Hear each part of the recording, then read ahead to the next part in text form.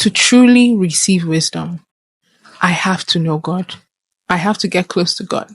I have to have a personal relationship with God. If I know God and I find wisdom, then I will be directed in every course of my life. The thing about godly wisdom is it's spiritual, right?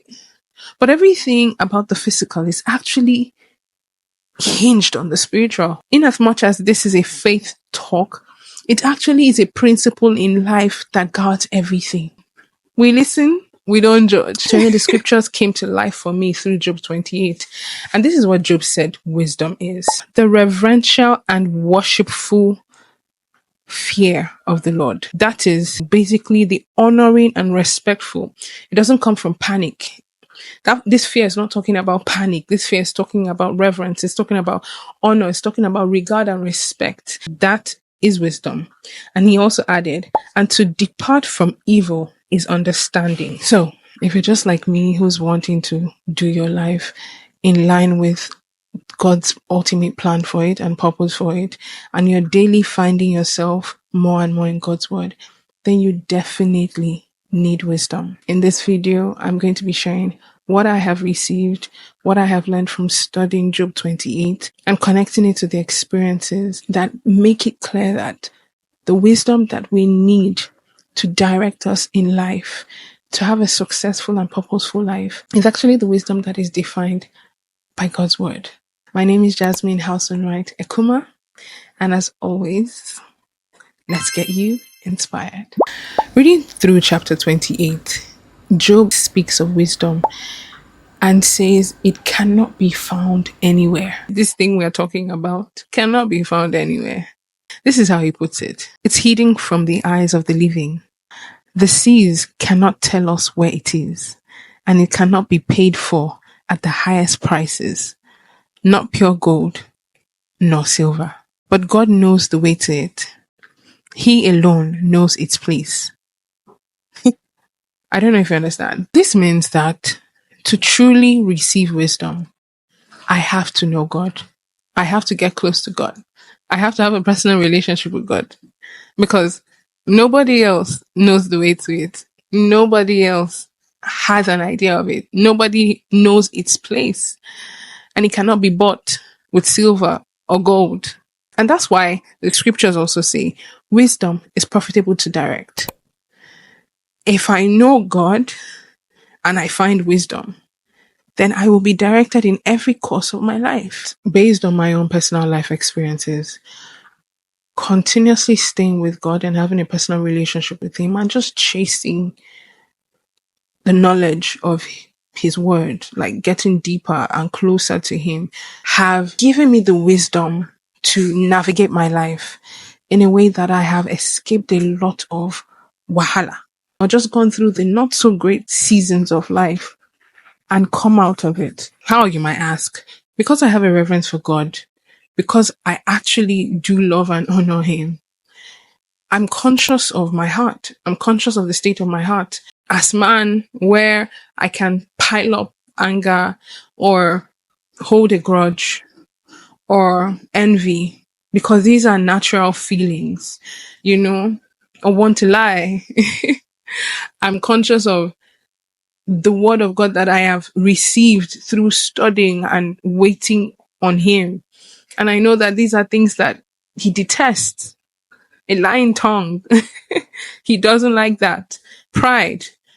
Anyone who's prideful, the Lord detests those who are proud. It's my fear for God, my honor for Him, my reverence for Him that actually at the end of the day decides what I do or how I live my life. Okay, I get into a situation and I lie just to come out of it, just to make myself look good. It's great. Everybody can believe the lie. But I'm going back somewhere. After everyone has believed my lie, I'm going back to someone who sees my heart, who knows the truth, who I cannot deceive. Except I don't care about that person, God. Except I don't care about Him. Meaning, I'm not wise. And guess what? the thing about godly wisdom is it's spiritual, right? But everything about the physical is actually hinged on the spiritual. You get angry with someone, it becomes hate. You don't manage that emotion. It leads you to hurting that person. Where do you end up in? There are laws that guide the land. And depending on the gravity or what you do, you can find yourself in life imprisonment, death sentences, depending on where you are, depending on the gravity of the crime, or just paying fines that you don't need to pay. At the end of the day, godly wisdom guides you in the physical. Okay, how about not lying? The Bible says, don't lie. God detests a lying tongue, right? That is godly wisdom. If I honor God, I'll be conscious of my words.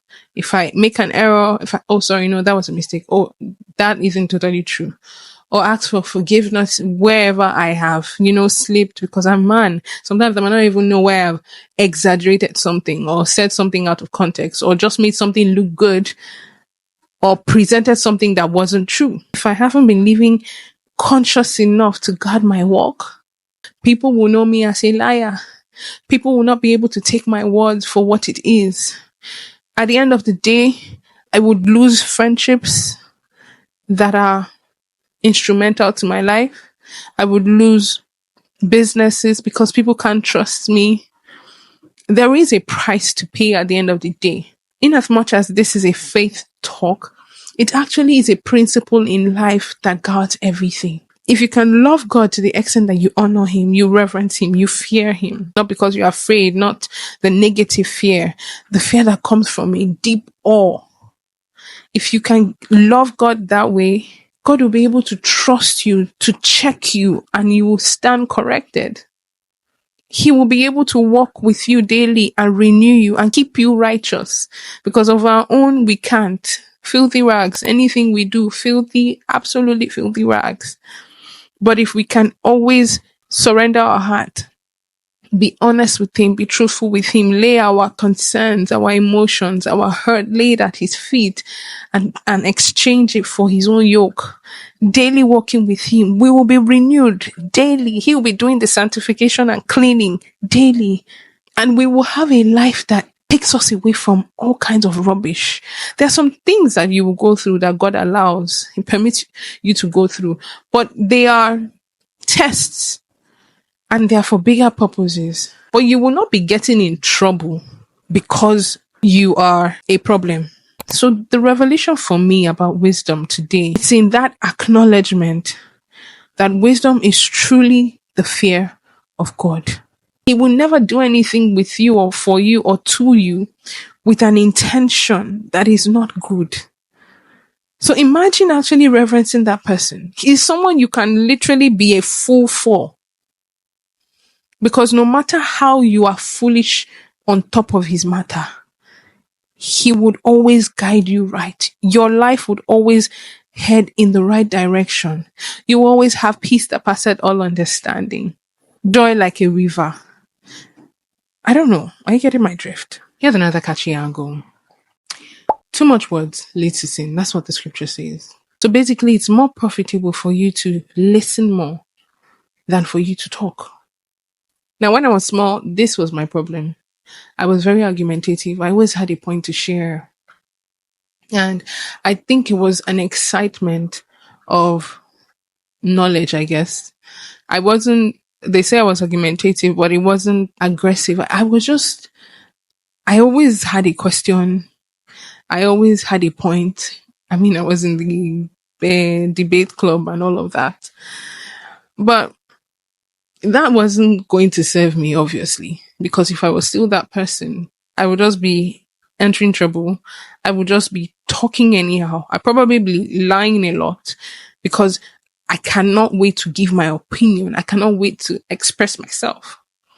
As I got older and became an adult, it shifted from expressing an opinion to explaining myself. So I have an understanding now that was possibly because I used to hear that I was argumentative a lot. So I wasn't necessarily always now trying to express a point, but I was always trying to explain before I even expressed a point. What needed explanation and what didn't need explanation, especially when it came to my personal life.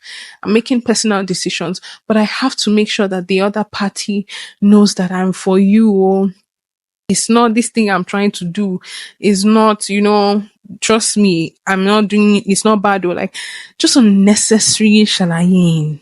In the multitude of words, there's sin. I didn't even realize that I was being proud. I didn't realize I was operating in fear because being argumentative, being defensive, what are you trying to prove? Pride. Explaining yourself can't just make your decision and move on. You have to make sure that everybody is fine with the fact that you're making that decision first or you're doing that thing first. Why does everybody have to be okay? What kind of fear is that? Fear of people or pleasing people or making, what is that? Those two in their own right are sins. I'm not perfect, but I have gotten to the place where I don't want to have a multitude of words. I listen. We listen. We don't judge. If I have a leading to speak about something, I will speak about it. But as much as possible, I know that I don't owe anybody anything and nobody owes me anything.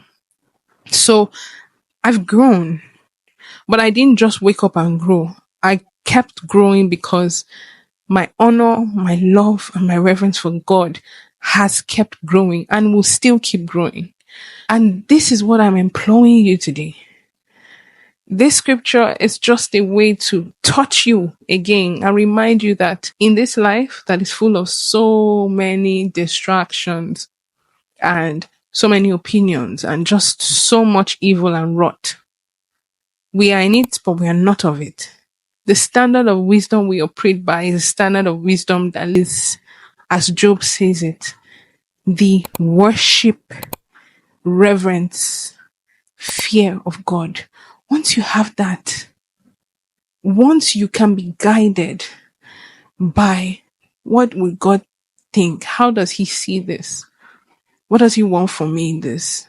What does he want to do with me in this? Checking back with him. My darling, you will avoid unnecessary rubbish, unnecessary people, unnecessary situations. I mean, God can trust you to say, don't go to somewhere and you will not go. Because now you know his voice. Because now you trust him. Because you honor him. And he will save you a lot. You will not keep a grudge. You would go through the emotions that you go through as man, which is normal. But you would work on daily expelling it. On letting yourself be free from it. Because you are not about them. You are not about the situation. You are about God. For me, the end of the matter is to please God, is to make sure that this God that has loved me and taken care of me and just been there for me and has covered my life, that I give him this life complete. And at the end of the day, he finds it worthy. That's my ultimate goal by the grace of God.